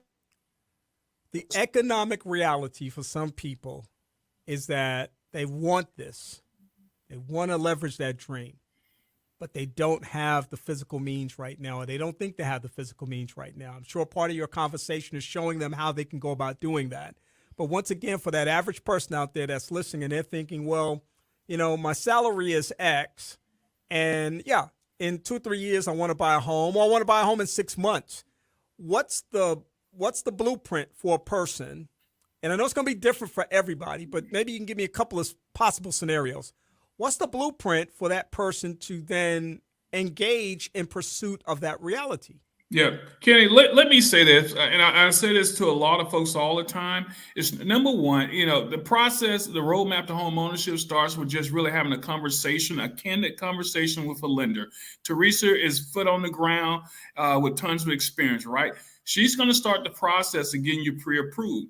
And what that means when we get you pre-approved, Kenny, we look at your income, we look at your debt, your assets, and we say, from a budget point of view, what are you comfortable with? But we also will show you what the max you're able to qualify for. Because again, the way people live their lives now, in a lot of cases, I ran into a couple who say, you know what, Rod, my mother's not on my application, but she's been living with us for 10 years and will continue to live with us. And guess what? Her income contributes to her household, even though she's not on the application. So even though we're sitting here and from a budget point of view, it may not make any sense for me to go this high. You got programs that are flexible, and I'm able to qualify for my dream home that will allow my mother to still stay with us. And as a result of you're going through the process of this pre-approval, Rod, or Theresa, I'm able to see where I can get this particular house. So again, you start with getting pre-approved. Once we show you what the max, as I stated, Kenny, then it's up to you to determine what's right for your family from a budget. And here's the last piece I tell you. You're always going to get a couple of things from us. You're always going to get a pre-approval letter and a loan estimate, so you're not guessing what your payment is going to be. And Kenny, what I love the most when Theresa is pre-approving folks, she's always looking at how can I get them in there with 100% financing? Because guess what? For every $10,000 you put down, your payment only changed like 60 to 65 bucks. But man, if you can keep that money in your bank and not put a down payment on it, well, we know people don't live a perfect life. So they have that money to fall back on if something happened. And then the last thing Theresa try to look at is also down payment assistance. Kenny, we have a program called the HELP program. Just came out. Newsflash, up to $15,000 you can get for down payment and closing costs. Now, there are some restrictions that the HELP program has, but everybody who calls Theresa, we try to see if they qualify for this HELP program. Even if they qualify for 100% financing, we will still allow them to use that money to reduce the balance on that mortgage so that their payments are more affordable. Because in this economy, we understand that inflation has kind of got into the economy a little bit. But if we can put together programs that allow people to qualify and yet have a reduced payment by qualify for down payment assistance, then it's a win-win for the community and a win-win actually for us as well. Because guess what? Anytime you have the opportunity has less payment, that means you're able to afford it. That house, as I stated earlier, now just becomes an investment you happen to live in, which is what it's all about, Kenny. Yeah, you just said some real important things, and let me just maybe summarize a couple of things that stand out in my mind. Number one, there are support systems available to help us close the gap between wherever we might be now and the finish line of actually purchasing that home. The other thing you said that I thought was really significant, and you said this over and over again each time you all have come on, is start the conversation. Don't walk around in isolation. Don't walk around wondering. Don't walk around self-doubting. Talk to somebody so that you can know. And Yes. then once you know, this is the third thing I pull from what you said, do whatever you can to help yourself. And we talked a little bit about this earlier, about budgeting and shaving expenses in certain areas and making sure that your credit is straight and making sure that you've got your house in order and that you really have this goal solidly in line of owning a home. There's some things that you're going to have to do to prepare yourself to do that. And so whatever you can do to help yourself, of course, it's important to help yourself. That's correct, Kenny. And again, it hurts my heart sometimes when I see individuals who because of misinformation around maybe credit score or maybe have not reached out to anyone, and maybe with a couple of suggestions, their credit score will improve tremendously. And so instead of paying that $1,000, $1,200 a month in rent, and let's say they've been doing it for a year and they paid $12,000, and then they've been there for 3 years and they paid $36,000. Oh, it breaks my heart, because then I look at how much house they could qualify for, even with the rates being a little bit higher now. I think about, oh my gosh, you could really qualify for quite a bit of house. 3 years from now, you could have sold that house and made a tremendous amount of profit, so that, guess what? You can spring forward to the next thing. The next thing could be, hey, I just want to go back to college with some of the money I made from selling my house and buying a new one. Or it could be that I had a child that got injured or hurt, and all of a sudden I need to tap into some of that equity to allow my child to get some medical services. Those are the things, Ken, I think about, because what I just quoted you are actual situations that happen in my house, in my own home, where I was able to use some of the equity to send my son to school. Or my mom, when I got injured, she was able to use that house as leverage in order to allow me to get some medical care. So it's not just, and when I say a home is an investment you happen to live in, that's what it is. And that's the reason why we get on here with passion and hope that people will reach out to Theresa and start that process. Even if you don't qualify now, Ken, it doesn't mean you can't qualify in the future. We will be here with you. We will share with you techniques of how to improve your credit, how to get there very quickly if necessary, because we understand no one lives a perfect life. And in some cases, Kenny, it's a matter, is a strong reason why they need to move immediately. And we are here to help people do that. Yeah, home ownership is not about instant gratification. It's about being adequately prepared to take on that responsibility. In the same way that I say this about car ownership or vehicle ownership, and we talked about this a little bit earlier, but depending on the car that you drive, you may have a relatively high maintenance bill in addition to that car payment if you didn't pay cash for that car. So you want to be mindful about what you do, because once you become a homeowner, you're also going to have to be a maintainer of that home. And so you want to think about the amount of home you want. And like you said, if it's not the right time, maybe you delay the process and do it later. Or maybe it's not the right time because of some personal thing that's happening in your own portfolio and you got to get things worked out. So patience is a huge part of this. The education piece is so important. More people need to be hearing about these things. More people need to be talking about these things. Every person listening to this conversation right now should be sharing this link. That's what's amazing to me. And that's what I think is frustrating to me too. It's not about my ego, about how many people listen to the show. It's about people who hear the show and they don't share the good information with somebody else who can benefit from it or utilize it for themselves. What you all are sharing is tremendous information. It has tremendous value to people, and it has the potential to literally change somebody's life. And why would you not send somebody a lifeline? Why would you not send somebody a point of inspiration or encouragement? It's the brand new year, the second week of the year. And this is a great time to share this great information with somebody and then take advantage of it. I'm talking with Rod McCall this afternoon. He's Division Manager in Mortgage Community Development Lending for Cadence Bank. He covers the Alabama, Georgia, and Tennessee markets. I'm also talking with Theresa Leslie. She's a community development lender with Cadence Bank, serving as a mortgage originator, and she's also currently serving as the president of the National Association of Real Estate Brokers. And we're very appreciative that she is able to be here along with Rod this afternoon to be able to share all of this great information with us. Someone listening this afternoon is starting to become inspired. They're going to make that phone call. They're going to reach out to that person that can probably get some information for them. What kind of information can you give? I want to talk to a very special group of people right now, and I referenced them earlier, but college graduates. This is what I'm hearing is that a lot of college graduates are foregoing the purchase of a home right now, and they're either moving back in with their parents, or they're continuing to rent, or they're doing some alternative thing that doesn't reflect home ownership. I don't know if that's the same experience that you're seeing in terms of just the broader numbers of people out there, but can you talk a little bit about the college graduate population, what's happening with them, and what more could you share with them about their hope of achieving the American dream? Yeah, I'm going to let Theresa talk a little bit about that, and I got one nugget I want to say once she completes her part of it. All right. Okay. So, Kenny, Rod just mentioned, because a lot of things what I see with the younger group and the millennials is funds for the transaction. That's always a big kicker.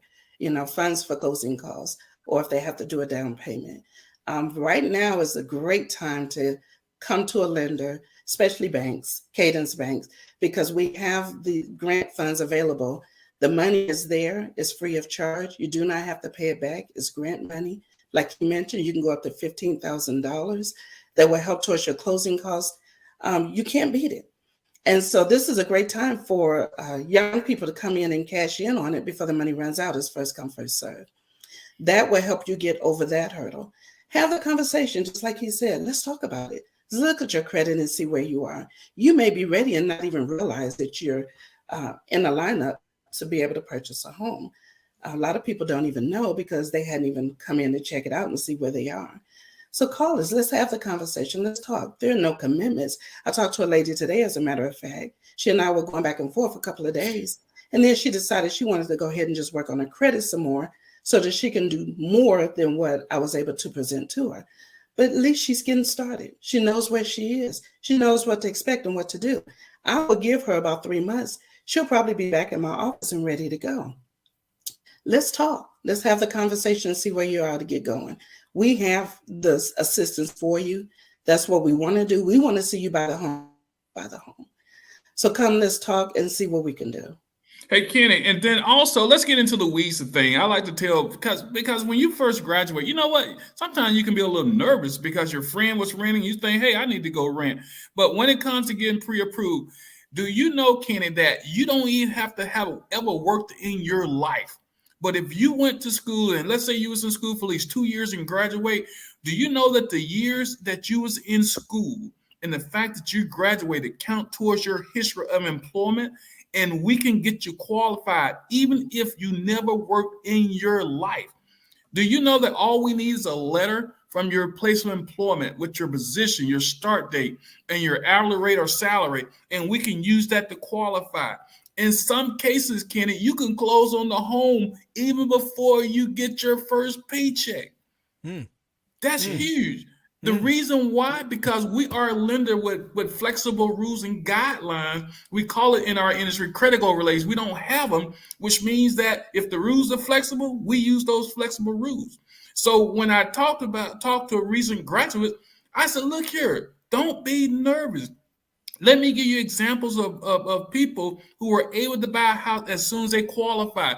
You don't feel like you have a credit score. Guess what? The fact that you've been paying rent while you was in college for the last couple of years count towards your rent, and I can use that as credit history. The fact that you got Netflix, or maybe you've been paying the internet service for the last couple of years in college. You don't have a credit score. That's okay. I can still get you approved. Then let's go to the asset. You don't have money. When Theresa just said through the HELP program, we got a grant for $15,000 that can help you get into a home. So, Ken, are you hearing what I'm saying? If you're talking about the credit and you don't have a credit score, we can help you with non-traditional. If you don't have if you haven't started your job but got a letter and you went to school for a couple of years, guess what? That's considered stable employment. Because if you can go through school, guess what? You're telling us you're stable already.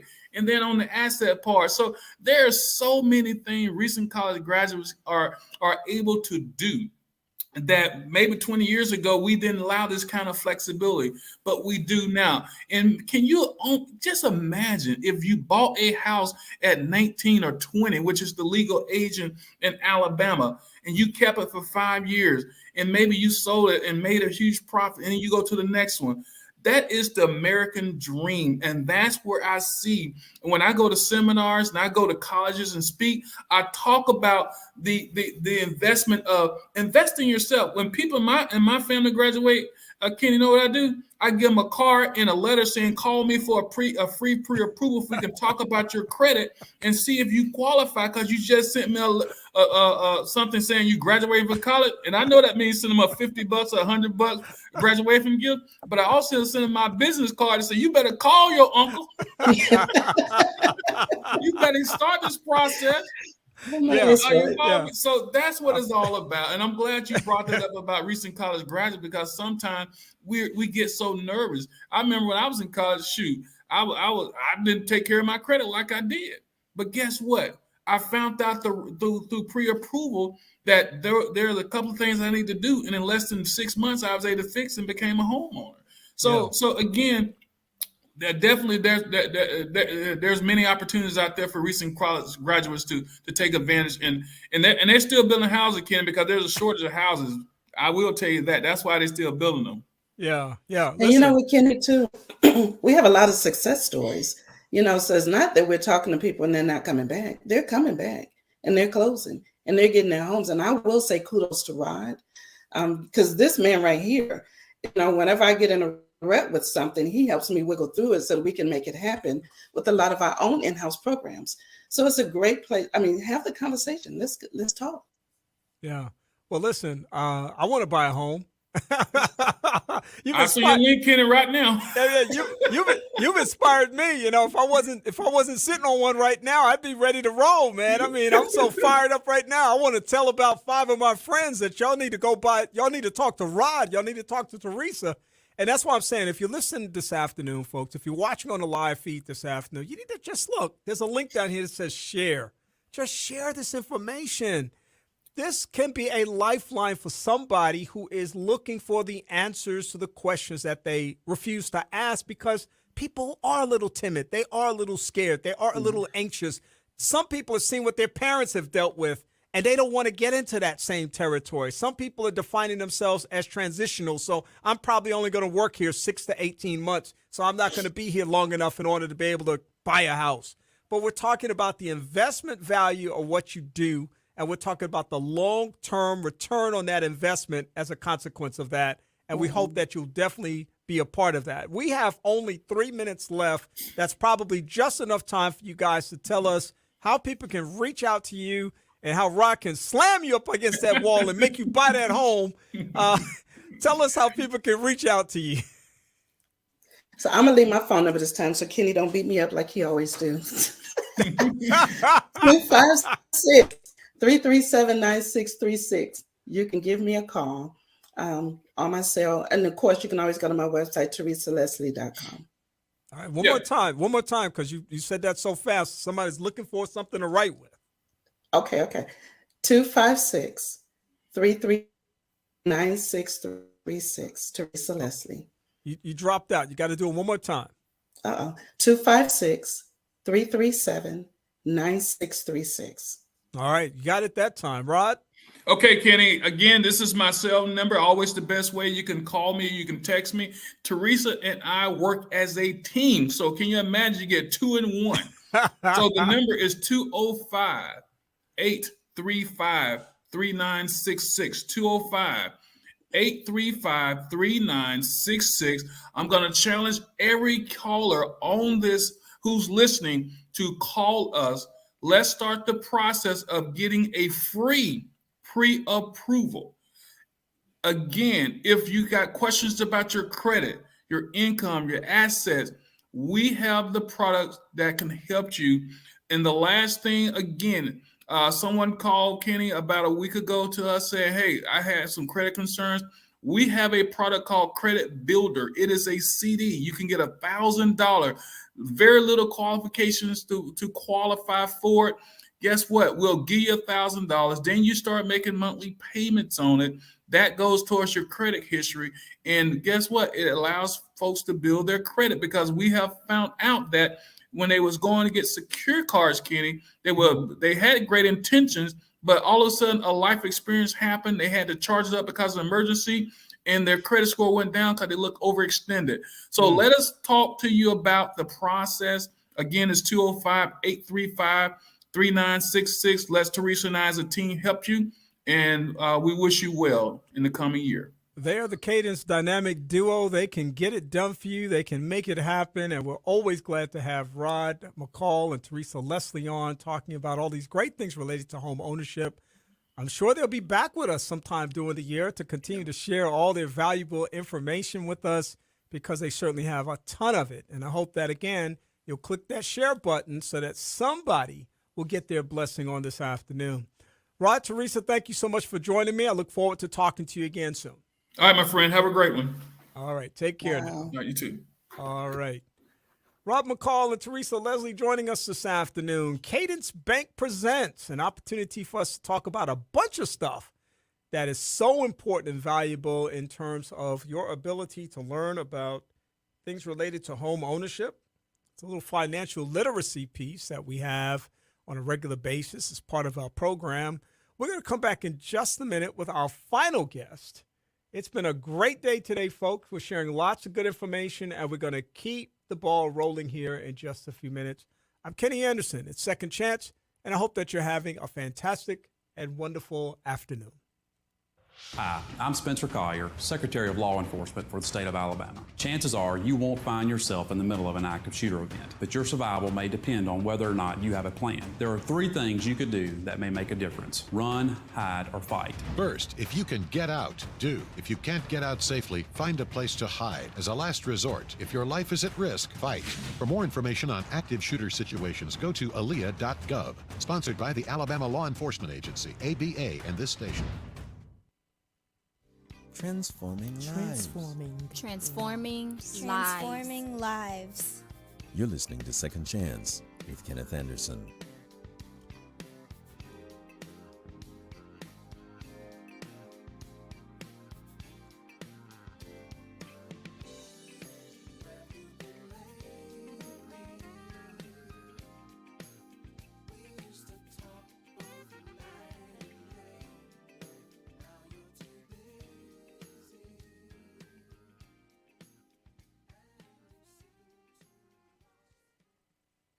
Welcome back to the broadcast on this second Sunday of the new year, January the 8th, 2023. We've had some great conversations today, and we're going to continue to have great conversations. We want to once again thank Rod McCall and Theresa Leslie with Cadence Bank for sharing that great information about home ownership and how you might, in the year 2023, become blessed by becoming a brand new home owner.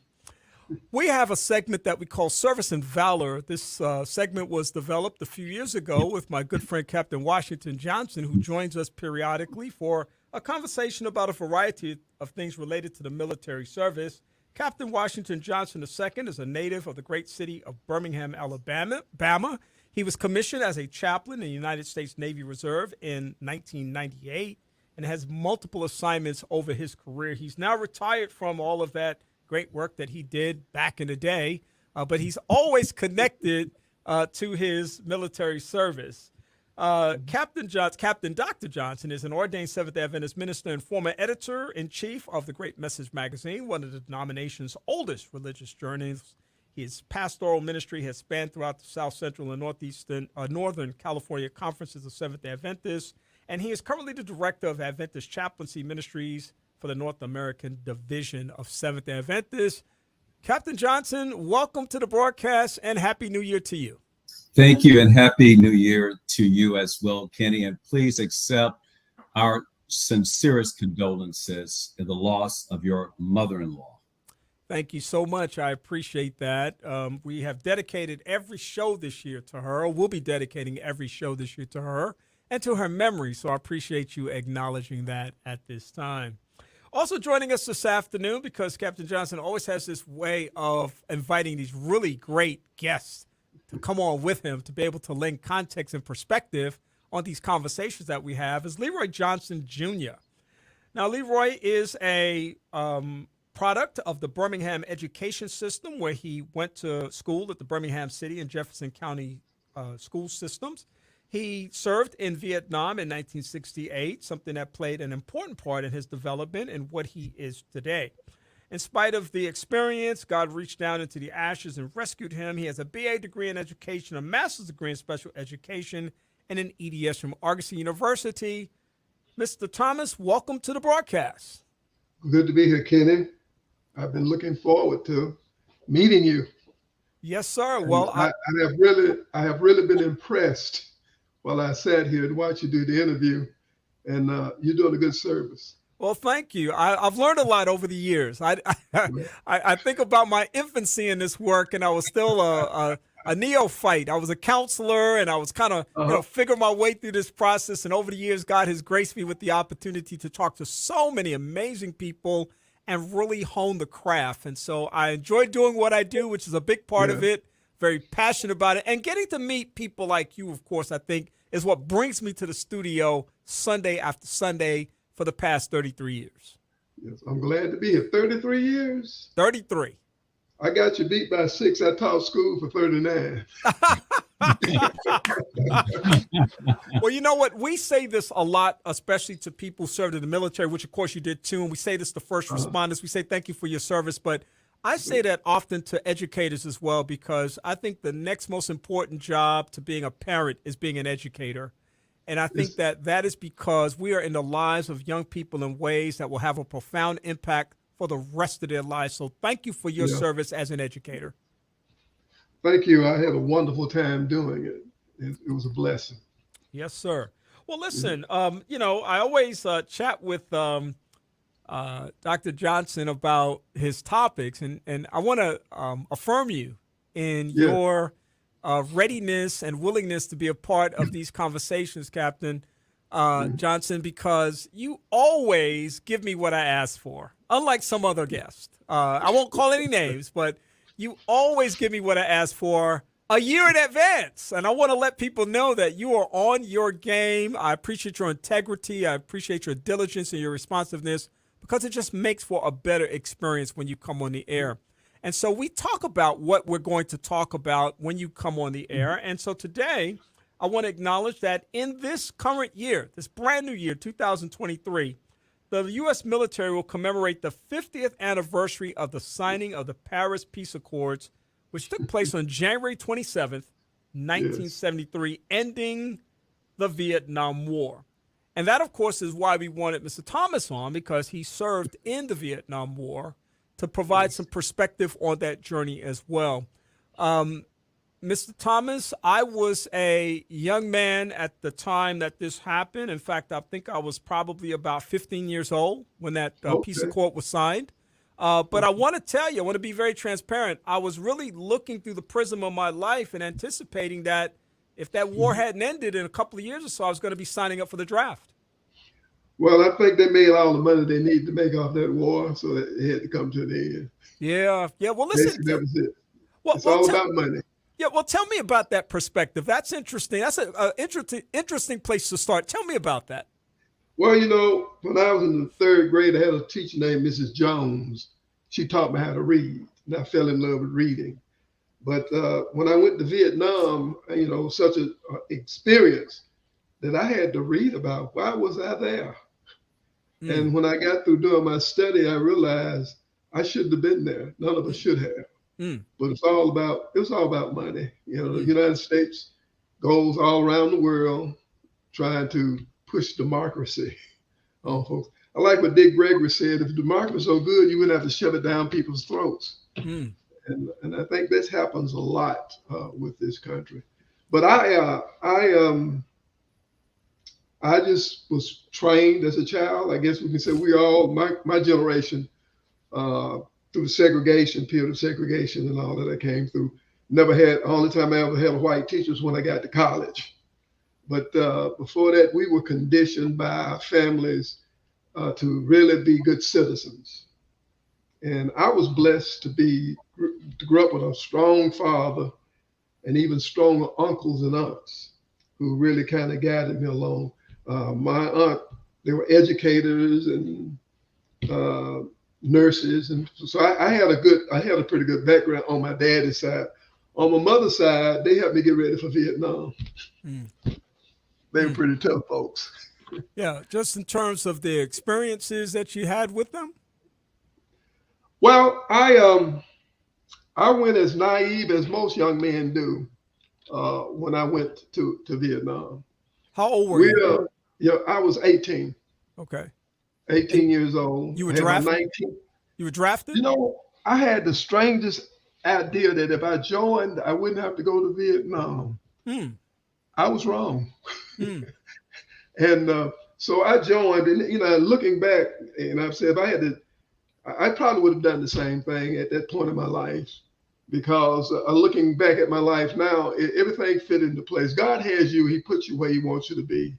He allows you to go through what you need to go through to make you who he wants you to be. And I feel that all the stuff that I went, even those bad things that I was involved in, helped shape me and made me more considerate and more caring, especially about life, I valued life more when I came back from Vietnam, and I still value it more because it really, with all the violence stuff going on now, it bothers me. But I was able to help with my students, try to prepare them. Because, I always told them, don't join the Army, go to the Air Force. You go to the Air Force, you don't have to fight. But what my experience in Vietnam really helped me to be a much better person. And since God took me through it, and my mother prayed me through it, because at the time I would pray a while and curse a while. You're not converted when you're a young kid. I joined that Adventist church at 14 and kind of drifted off. I ended up in Vietnam at age 18. And it kind of took a turn. For the worst thing, there are some things I saw that I wish I had never seen. And that stuff sticks with you, and death is around you all the time. So when you first get to Vietnam, you're so scared. I was scared to death. And the guy asked me one day, he said, "You seem to be scared." I asked, "Yeah, I am." He said, "If you get killed today, what you gonna do about it?" And I said, "I can't do nothing about it." He said, "Well, stop worrying about it. Don't volunteer for anything. Don't go anywhere by yourself, and stay with your friends." And that's what I did. And I always would get with guys who'd been there a while. You didn't want to get with somebody who had fatigues, jungle fatigues, just as new as yours. You'd find these older guys who'd been there 6 months. 6 months was a long time. If you made it 6 months, you had a pretty good chance of making it out of there. So I got with a lot of old guys, which helped me not to make mistakes over there. Yeah. You were there for how long? Was it just a year? A year was long enough. Yeah. Okay. Yeah. I know. I'm sure it was. Yeah. We hear a lot about the Vietnam War. I hear a lot about the Vietnam War. I've read a lot about the Vietnam War, and a couple of things I wanted to just ask you about, because movies have even depicted the racial segregation of the troops and some of those challenges that existed. Can you talk a little bit about your experiences as far as that's concerned? Well, I tell you, when I went to Vietnam, it was 4 years after the Civil Rights Bill had been passed, and 3 years after the voting right bill had been passed. Of course, I was too young to vote anyway. I was just 18. And in fact, in Vietnam, I was too young to buy a bottle of liquor, but I could buy by the shot all day. That's why of course, drugs was free. And the drugs, in fact, you didn't have to smoke drugs. When I first got there, you could stand in an area where the guys were and get a contact high. And so the situation for Black people in Vietnam, the further you went out on patrols or went out to bases out in the territory where it was very dangerous, the more Black soldiers you saw. Out of the 58,000 deaths in Vietnam, 1/3 of them, 33% of them were Black. We only made up 12% of the population in the United States. Now, there was a number of ways. When I came out of school, I was 17, so I was too young to get a job in the big plant. So my daddy got a job for me at the plant where he worked. I hated that job with a passion. That's one thing that made me go to the Army. I just did the manual over. I felt there was something better for me in life, and I couldn't settle down on the job. But when I got to Vietnam, I was with a bunch of Black guys, and we were really treated pretty much as the times. We had I saw more Confederate flags flying, and I didn't know the Lord as well back then, so we used to beat a lot of white boys up. Frustration would come out. You couldn't say anything. We weren't getting promoted. Black guys didn't get promoted.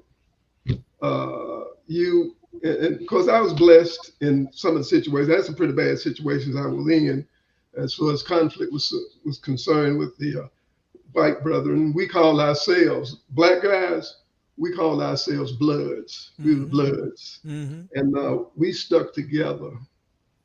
And we weeded out. If anybody in there who was guys are drug. I had guys there with me who were strung out on heroin and everything. I had an uncle I was in the 4th Division, 4th Engineers. He was in the 4th Aviation, And we were there at the same time. So when I got to Vietnam, I ran into him, and he liked drugs. In fact, when he came back from Vietnam, I guess it was about 3 or 4 years after he got back, he OD'd on heroin. He was a heroin addict. I did not like needles. I didn't think at that time. I didn't like shots, and I did some other things. I messed with other drugs and stuff. But when God has his hands on you and he has a mission for you in life, he will not allow you to get so entangled. I tell people, I ask folks, how many of y'all smoked opium before? Very few people have smoked opium, but I smoked opium. And God did not allow me to get addicted to it. In fact, that's why I said, I'm gonna leave this stuff alone. And it took, some pills called Benoctals. I took them one time, and I was paralyzed. I couldn't even move. So as far as the drugs, the main thing that we dealt with, most of us guys, we smoked marijuana. And the reason we smoked marijuana, it gave you an attitude. You just really didn't care. You weren't afraid of anything. In fact, I tell people now, the guys who drank beer and alcohol, they were fighting all the time. I have never seen guys smoking marijuana get in a fight. They don't want to fight. I saw a white guy got slapped one day. He was high, and the guy slapped him. He said, "Oh man, you gonna mess up my high." That was his attitude. So I feel now myself that what we did in Vietnam, we did some terrible things over there. God's retribution on this country is the drug problem we have now. We had drugs back then before I went over, but never to the extent that we have them now. And people are making billions of dollars off of this stuff now. And they could stop it if they wanted to. Yeah. But, poor white people don't understand the fact that the rich folks, rich white folks, they hate them just as much as they hate us. And they treat us all the same. When I went to Vietnam, there was no rich white guys. They were all poor from Arkansas, Mississippi, Kentucky. Some of them, the first suit they ever had on was a military uniform. They were they were poorer than me. Yeah. Well, the rich guys were getting deferments. Oh, well, Trump talks about his what he had. Something wrong with him. There is something wrong with him. Yeah. And then there were a lot of guys who went to Canada, who left and went to Canada. Yeah. When my platoon, when I got ready, I got my orders. There was 44 of us in the platoon. 42 of us got orders for Vietnam. 2 guys were too young to go to Vietnam. One of them went to the Philippines. The other orders sent him to Germany. But the rest of us, 42 soldiers, had orders for Vietnam. When I was in Vietnam, people around there were 500,000 soldiers in Vietnam, and they would they would give us all kind of false reports about we lost 10 soldiers, we lost 5 this week, and it really got me. I did over about 2 months, and this was during the monsoon. Now the monsoon, you gotta understand the monsoon. It rains from May to October. It rains all day and all night.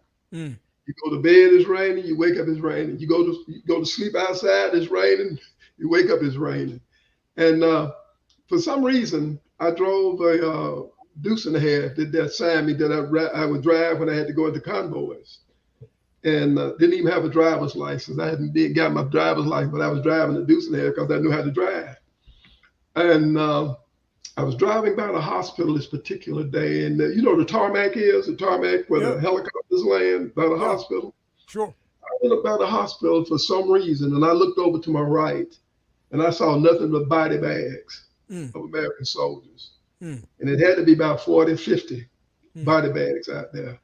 But they told us that we only lost 10 men. I said, they lying to us. And I said to myself, I got 10 more months in this. But God blessed me. He had his hands on me.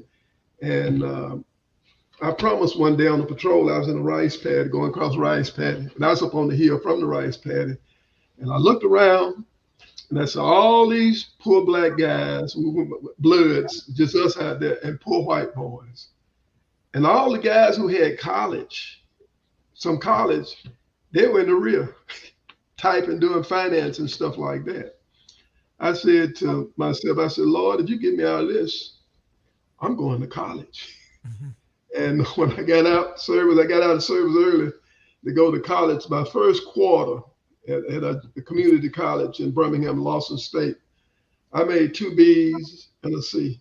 I said, if I had known college was this easy, I would have never, but I didn't have the maturity at the time. Right. See, I obtained the maturity that I need. I went to Vietnam as an 18-year-old. I came back as a 40-year-old. Because all the things that a teenager wanted to do back then, I was an old man. Yeah. I wasn't interested in going to parties and doing things like that. You know, I was settle-minded. Yeah. And, you had seen a lot and experienced a lot too. I wanted to ask Captain Johnson, you know, as you hear these reflections of this veteran of war and of the Vietnam War, which of course was an undeclared war, that as our soldiers came back from combat, they were oftentimes castigated, they were demeaned, they were put down, they were disgraced, they were disrespected. You know, there's been an evolution in that process since that time. Whether we talk about Iraq, Afghanistan, you know, whatever we talk about, the Gulf War, you know, we see a transition from then. And even now there seems to be this, and I really have read a lot about the Vietnam War. I've watched a lot of movies about it and read a lot of books about it. But it is fascinating to me to see how this is still a war that has so many subtleties and so many paradoxes as a consequence of it, again, being undeclared, the escalation that occurred as a consequence of, I'll say, internal motivations. You know, this was a very, very difficult period of time in American history. And it still remains kind of a pariah in the context of military affairs throughout our lifetime. Captain Johnson, as you think back on you're a military guy. As you think back on that period of time in the military and you see what's happened up to now, do you see some transition in the way that that whole experience is played out? In terms of, and I'm talking specifically within the context of racial things. We've talked a little bit about this before, but what changes have you seen in that context? Well, you know, Kenny, when I look back at the veterans like Mr. Thomas that served in Vietnam, I want to thank all of them for their service to this nation. They made so many sacrifices, and some even made the ultimate sacrifice. When Mr. Thomas went in, the nation was really divided. And of course, we can see today that we're divided again. And there are challenges in the military. Kenny, sadly, 77% of officers in the United States Navy are white. So we have made some progress. We have several admirals that are serving, but across the board, we are still challenged. Race that divide us in so many parts. But I will say that I'm glad that the nation has grown and that we are welcoming those that have served in Afghanistan and Iraq. When I think about Mr. Thomas, I can only imagine, Kenny, you know, returning back and not getting that respect, not getting that nurturing. And many of those veterans that served in Vietnam, Mr. Thomas, you know it better than me, they dealt with PTSD. They're dealing with a lot of aftershocks. So just being a part of this program today, Kenny, it's heartfelt when I listen to the testimony of Mr. Thomas. But yes, there are some correlations. And there's a lot that we can learn from Vietnam on how to treat our veterans. And one would only hope that, you know, we've evolved as a country to appreciate service that is provided for individuals. You know, you talk about a third of those 58,000 who were killed in Vietnam were my brothers, people like me, people of color. I had a cousin named Arthur McLean who served in Vietnam and was wounded during that conflict and came home injured. And so, I remember vividly the experience of that war and the things that we've learned even since then that we didn't know then about things that were happening in the context of that war. That's still a lot of questions that have to be asked and have to be answered. But again, with the time we have left, which is only about 2 minutes, so Thomas, I want to say thank you for coming on today and thank you for your transparency in terms of sharing a little bit of your journey. These are stories that need to be heard. They need to be told, and they need to be told to this generation that in many instances have no connection to that time and only see the Vietnam War in as a footnote in history. It's a very significant time in our lives, very turbulent time in the United States and in the world. And profound things happened during that time that have shaped the course of our lives since that time. And there's an absolute thread that can be drawn between what happened in 1965 and beyond to now. There's one thing I'd like to say. Suicide has been one of the biggest problems. And you see a lot of veterans now, you see them with the grocery carts. These were guys my age. They never recovered. They never got the treatment. I went about 40 years before I went to the VA for treatment. And I happened to end up with a very good psychiatrist and psychologist. And I got the help I need. So you can't help yourself. You can't work on it unless you know what's wrong. Depression. I have a number of friends who guys came back and could kill themselves. And that was unusual for us. To kill yourself, That's right. But they had those demons. They couldn't get rid of that stuff out of their head. It stays with them. Great insights for sure, and so relevant, as you said, to some of the concerns that we have in our society today: suicide rates, homelessness, things that are happening in the Black community, and more. Bunch of veterans. Yeah, it's all connected. That's why I said we can't live in this present moment and say, "Oh, that was just in the past." It's all connected. And we have to understand that. So, Mr. Thomas, thank you for joining us this afternoon. I appreciate you coming on and sharing. It's been a pleasure. Yes, and sir. I think I won't have any dreams that I sleep pretty good tonight. That's a good thing. And may God continue to bless you for sure. Captain Dr. Washington Johnson II, always a pleasure to have you. Thank you for your vigilance and being able to, and your integrity, as I said, in terms of being able to lay this roadmap out for me so that we can have productive and meaningful conversations in this space. I look forward to our next conversation. All right. Thank you. Thank you. All right. Enjoy the rest of your day, guys. All righty. Service and Valor, folks. That is a segment that we have featuring Captain Dr. Washington Johnson II. And this afternoon, featuring a special guest, Leroy Thomas Jr., sharing his story about being a Vietnam veteran and some of the things that he experienced there. I hope that you enjoyed our conversations today. I'm going to come back in just a moment to tell you about what we have on tap for next Sunday. I'm Kenny Anderson. It's Second Chance. I hope that you're having a great day. Perhaps you have some ideas, comments, or suggestions that you would like to share. Or perhaps you'd like to be a guest on the broadcast. We'd love to hear from you. Please feel free to email Kenny Anderson at mxlife@aol.com, or you can like us on the Second Chance Facebook page. That's 2ND Chance. And now, back to more of Second Chance with Kenny Anderson.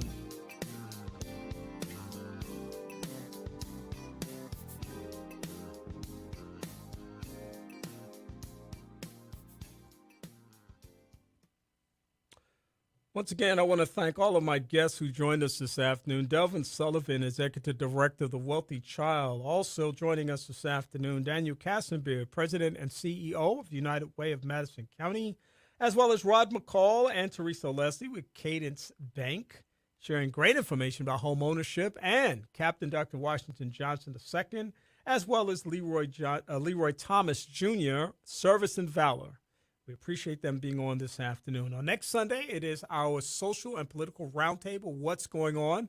We look forward to having a great conversation with the fellas, and I look forward to talking to you at that time. In the meantime, have a great rest of the week. And remember, as always, knowledge is better than riches. Have a great afternoon. We'll talk again soon. Thank you for tuning in to Second Chance. We hope that the information that was shared has been a blessing to you and that your life will be enriched as a result of it. We'd love to hear from you. So please send your email comments to Kenneth Anderson at mxlife@aol.com. That's mxlife@aol.com. And check out our Facebook page, 2ND Chance. That's 2ND Chance. In the meantime, have a great week, and we'll talk to you again next week. Good day.